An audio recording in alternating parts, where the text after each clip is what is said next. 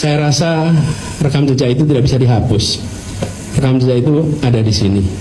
Bandingkan aja rekam jejaknya, rekam gagasannya, rekam karyanya. Dan itu yang kami tawarkan. Ini sederhana, gubernur yang putus asa melihat kenyataan itu atau gubernur yang mau mencari solusi melihat kenyataan itu. Baik. Itu aja. Baik, Jadi, kita dengarkan. Pak Ahok. Saya jelasin dikit nih.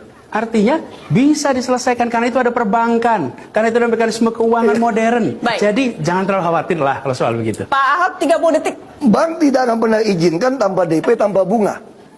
Karena bank masih untung, ada prinsip perbankan. Untuk DP rumah DP 0 rupiah sendiri itu kan sempat ini Pak mendapatkan kritik karena menurut masyarakat itu biayanya tidak sesuai dengan apa yang dijanjikan Bapak ketika kampanye. Itu gimana Pak? Dulu janjinya apa ya? Rumah itu gimana Pak? Janji kami 0 rupiah.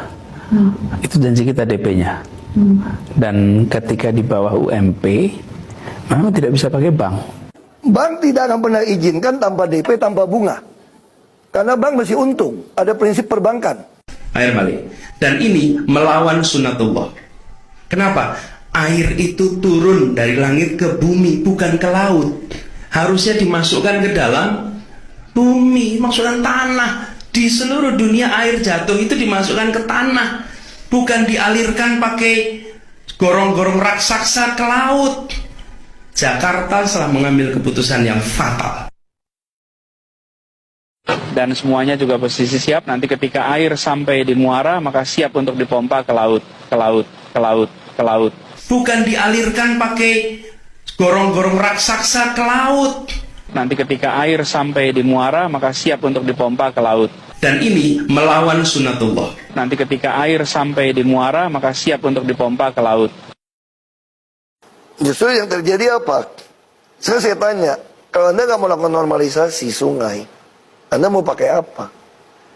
Saya bilang kok sama penduduknya, kalau seandainya orang Jakarta percaya Pak Anies jadi gubernur pun, saya berani jamin kok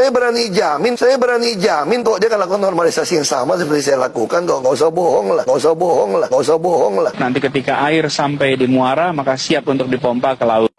Kata Pak Anies ini parkiran, ternyata banjir isinya. Bukan banjir, itu memang parkir air.